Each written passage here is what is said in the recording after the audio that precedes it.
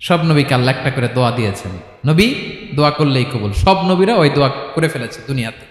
বিশ্বনবী বলেন আমি করি নাই, আমি দুনিয়ার বুকে কঠিন বিপদে পড়েও কোনোদিন করি নাই। আমি আমার স্পেশাল দোয়াটা কিয়ামতের দিন আমার গুনাহগার উম্মতকে সুপারিশের জন্য রেখে দিয়েছি। আজকে আমি তোমার দরবারে দাঁড়িয়ে কিয়ামতের দিন ওই দোয়াটা করছি। আল্লাহ, আমার যে উম্মতের হৃদয়ে যাররা পরিমাণ ঈমান আছে, আমার একটা উম্মতকেও তুমি জাহান্নামে ঢুকার। ছাগলের রান খাচ্ছিলেন, খেতে খেতে বিশ্বনবী বলেন আনা সাইয়্যিদুন নাসি ইয়াউমাল কিয়ামা, আমি কিয়ামতের দিন সর্বশ্রেষ্ঠ হব, মানুষের মধ্যে সর্বশ্রেষ্ঠ সেরা আমি বিশ্বনবী। আলহামদুলিল্লাহ পড়েন। বিশ্বনবী বলেন সেদিনটা বড্ড ভয়ঙ্কর। সেদিন কেউ কারো কোনো উপকারে আসবে না, বন্ধু বন্ধুর কাজে আসবে না, স্ত্রী স্বামীর উপকারে আসবে না, স্বামী স্ত্রীর উপকারে আসবে না, পীর সাহেব মুরিদরে বাঁচাতে পারবে না, মুরিদ পীর সাহেবরে বাঁচাতে পারবে না, নেতা কর্মীর পরিচয় দিবে না, কর্মী নেতার পরিচয় দিবে না, ভাই বোনকে চিনবে না, বোন ভাইকে চিনবে না, বাবা তার সন্তানকে চিনবে না, মেয়েকে দেখে মা দৌড়ে দৌড়ে পালাবে। বড্ড ভয়ঙ্কর দিন। বিশ্বনবী বলবেন জমিনটা এখনকার মতো থাকবে না, পুরো জমিনটা সমান হয়ে যাবে, ফ্ল্যাট। এখন তো গোল, তখন ফ্ল্যাট। সবাই এক জমিনের উপরে দাঁড়াবে, সূর্যটা মাথার কাছে চলে আসবে, সূর্যের গরমে মানুষের মাথার মগজ গলে গলে কানের ছিদ্র নাকের ছিদ্র দিয়ে বেয়ে বেয়ে পড়বে। সবাই হয়রান পেরেশান ক্লান্ত শ্রান্ত। মানুষগুলো বলবে বাঁচার কোনো উপায় নাই। 50,000 বছর মানুষ এরকম দৌড়াবে, চিৎকার করবে, কাঁদবে, বাঁচার কোনো উপায় নাই। সবাই বলবে আহ, আল্লাহ যদি বিচারটা শুরু করতো, যা হবার হবে, আগে বিচার শুরু করুক। বিচারই শুরু হয় না, বিচার শুরু হইতেই 50,000 বছর। আল্লাহ, 50,000 বছর, 5,000, 15,000 না, 50,000 বছর এরকম যাবে। মানুষগুলো কাঁদতে কাঁদতে বলবে চলো আমরা আদম আলাইহিস সালামের কাছে যাই, যেন আল্লাহরে যে সুপারিশ করে, আল্লাহ আপনি বিচার শুরু করেন। কিয়ামতের ময়দানে সবাই মিলে সাইয়েদনা আদম আলাইহিস সালামের কাছে যেয়ে বলবে ইয়া আবাল বাশার ইয়া আউয়ালাল আম্বিয়া, ও আদম নবী, আপনি দুনিয়ার বুকে প্রথম নবী। আল্লাহ নিজ হাতে আপনারে 60 হাত লম্বা করে বানিয়েছেন, আপনার সম্মানে ফেরেশতাদেরকে সেজদা দিতে বলেছেন।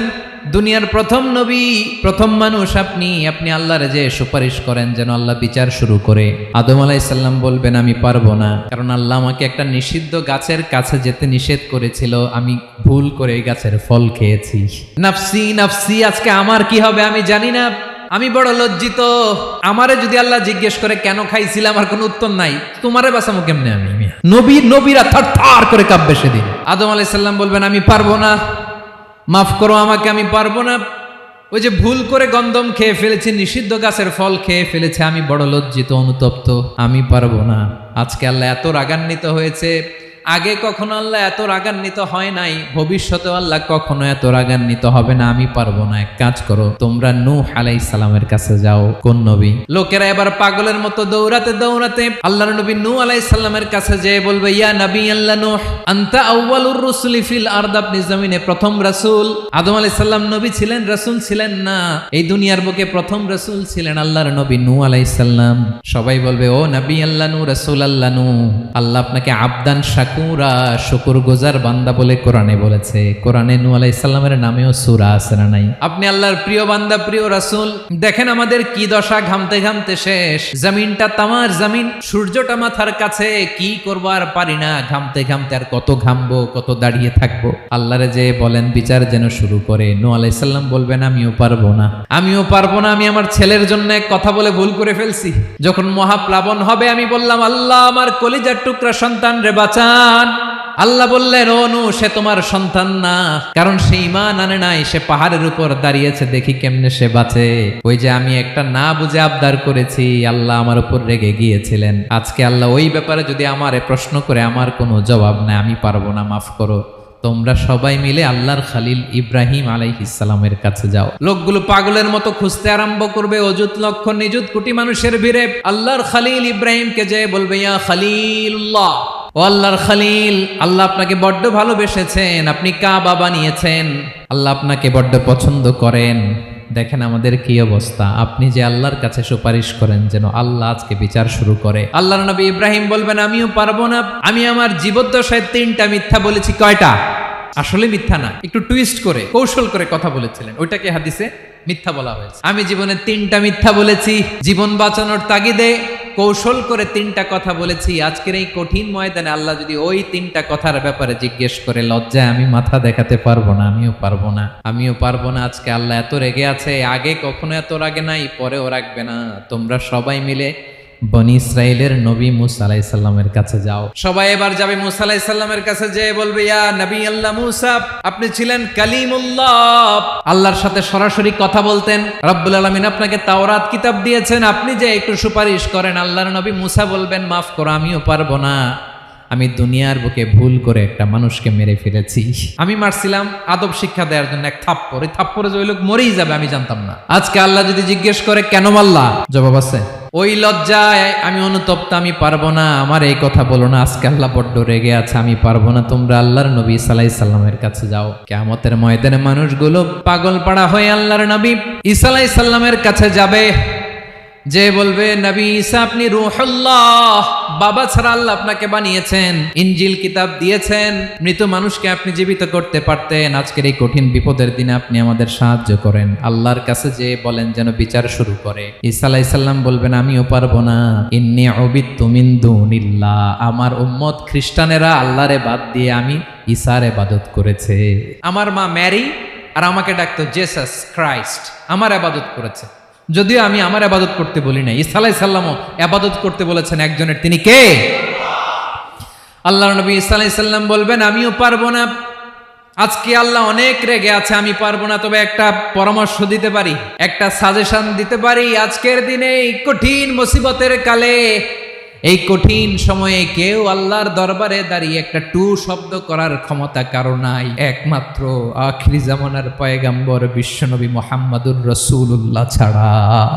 মানুষগুলো এবার আগুনের মধ্যে পানি দিলে যেমনি আগুন নিভে যায়, দাউ দাউ করা হৃদয়ে জ্বলন্ত আগুন তাদের ঠান্ডা হবে। কিয়ামতের ময়দানে ওই বিভীষিকাময় সময়ে মুসিবতের কালে মানুষগুলো পাগল হয়ে বিশ্বনবীকে খুঁজতে আরম্ভ করবে।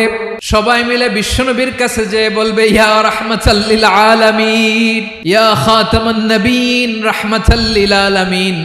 দেখেন আমাদের কি অবস্থা, কি কঠিন বিপদে আমরা আছি, দাঁড়াতে পারি না, সূর্যের আলোতে ঘেমে হয়রান। আজকে কেউ সুপারিশ করতে পারবে না। সব নবীরা অপারগতা স্বীকার করেছে, তারা বলেছে আপনি ছাড়া কেউ নাকি আল্লাহর সামনে দাঁড়াতে পারবেন না, আপনি একটু সুপারিশ করেন। বিশ্বনবী বলবেন, আসো আসো, আজকের দিনে আমি ছাড়া আল্লাহর সামনে কেউ দাঁড়াতে পারবে না। বিশ্বনবী মাকামে মাহমুদে যে আল্লাহু আকবার বলে সিজদায় লুটিয়ে পড়বেন। আল্লাহ রাব্বুল আলামিন বিশ্বনবীকে এমন কিছু চমৎকার শব্দ শিখাবেন, ওই শব্দগুলো দিয়ে আল্লাহর প্রশংসা করে বিশ্বনবী কাঁদতে আরম্ভ করবেন। বিশ্বনবী এমন ভাবে অজর দ্বারায় সিজদায় লুটিয়ে পড়ে কাঁদবেন, রব্বুল আলামিনের রহমতের দরিয়ায় জোশ লেগে যাবে।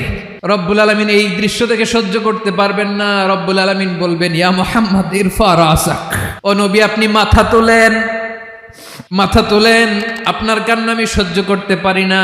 নবী আপনি মাথা তোলেন, সাল তুতা, আজকে আপনি যা চাবেন তাই দেব।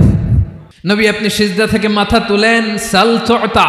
বিশ্বনবী এবার মাথা তুলবেন। যে বিভীষিকাময় সময়ে প্রত্যেক নবী বলেছেন আমি পারবো না, প্রত্যেক নবী বলেছেন নফসি নফসি, আমার কি হবে আমি জানি না, আল্লাহ আমারে বাঁচাও। প্রতিটি নবী বলবেন নফসি নফসি, আল্লাহ তুমি আমারে বাঁচাও, আমারে বাঁচাও। বিশ্বনবী মাথা তুলবেন, তুলে বলবেন রব্বি হাবলি উম্মতি, আল্লাহ তুমি আমার গুনাহগার উম্মতকে বাঁচাও। এই দুনিয়ার বুকে রব্বুল আলামিন সব নবীকে একটা করে দাওয়া মুস্তাজাবা দিয়েছেন, মানে যে দোয়া করলে কবুল হয়ে যায় সাথে সাথেই। দাও বিহা, দুনিয়ার সব নবীরা ওই দোয়াটা দুনিয়ায় করে ফেলেছে। সব নবীকে আল্লাহ একটা করে দোয়া দিয়েছেন, নবী দোয়া করলেই কবুল। সব নবীরা ওই দোয়া করে ফেলেছে দুনিয়াতে। বিশ্বনবী বলেন আমি করি নাই। ওয়া ইন্নী আখতাবিউ দাওয়াতি শাফাআতান লি উম্মতি ইয়াউমাল কিয়ামাহ, আমার ওই স্পেশাল দোয়াটা আমি দুনিয়ার বুকে কঠিন বিপদে পড়েও কোনোদিন করি নাই। আমি আমার স্পেশাল দোয়াটা কিয়ামতের দিন আমার গুনাহগার উম্মতকে সুপারিশের জন্য রেখে দিয়েছি। আল্লাহ বলবেন নবীর ফারাসাক, মাথা তোলেন, আর কাটবেন না। বিশ্বনবী মাথা তুলবেন। আল্লাহ বলবেন সাল তুতা, আপনি যা চাবেন তাই দেব। ওয়াশফা তুশাফা, সুপারিশ করেন, সুপারিশ কবুল করব।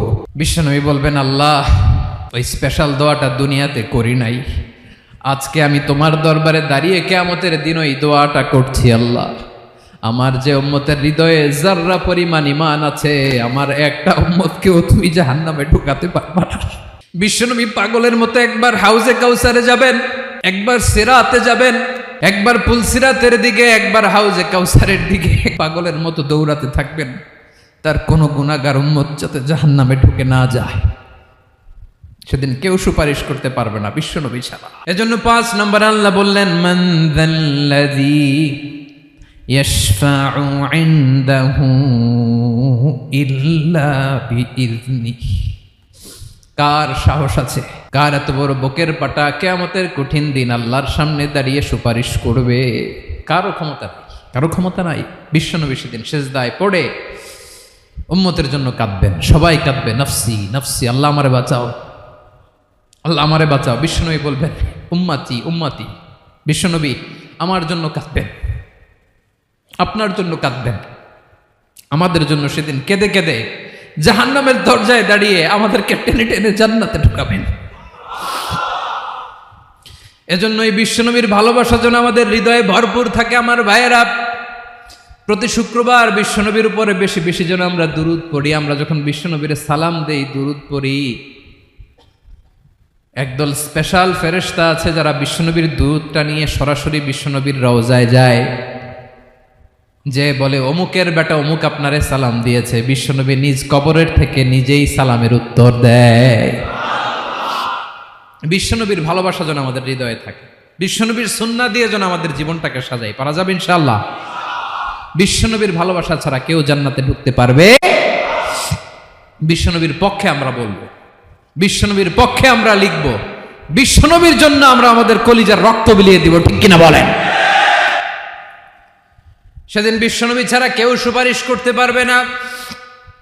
5 নম্বর আল্লাহ বললেন, মান যাল্লাযী ইয়াশফাউ ইনদাহু ইল্লা বিইযনি। কে আছে সুপারিশ করবে আল্লাহর সামনে? আর আপনি আপনার বাবার দরবারে যে সেজদা দেন, হ্যাঁ? ইব্রাহিম আলাইহিস সালাম থারথার করে কাঁপবে আর বলবে, নফসি নফসি, আল্লাহ আমারে বাঁচাও। মুসা আলাইহিস সালাম থারথার করে কাঁপবে, আল্লাহ নফসি নফসি, আমারে বাঁচাও। আর আপনি পীরের দরবারে যে সেজদা দেন, কোথায় আছেন আপনি? খবরদার, কেউ বাঁচাতে পারবে না। যাকে ইল্লা আল্লাহ যাকে অনুমতি দেন, বিশ্বনবীকে দিবেন, নবীদেরকে দিবেন, এরপরে আল্লাহ তার স্পেশাল ওয়ালিদেরকে, মুত্তাকিনদেরকে, শহীদদেরকে, সিলেক্টেড বান্দাদেরকে দিবেন। কিন্তু কাকে দিবেন, কার জন্য দিবেন, দুনিয়ার কেউ জানে না। একজন ছাড়া, তিনি কে? আল্লাহর ওয়ালিদেরকে, নেককার লোকদেরকে আল্লাহ সুপারিশের অনুমতি দিবেন। কিন্তু আপনি যারে মানেন, যার পায়ে সেজদায় লুটিয়ে পড়ে থাকেন, তারে যে আল্লাহ দিবেন, এটার কোনো গ্যারান্টি আছে? কথা বলেন। এজন্য জপতে হবে একজনের নাম, আওয়াজ করে বলুন, তিনি কে?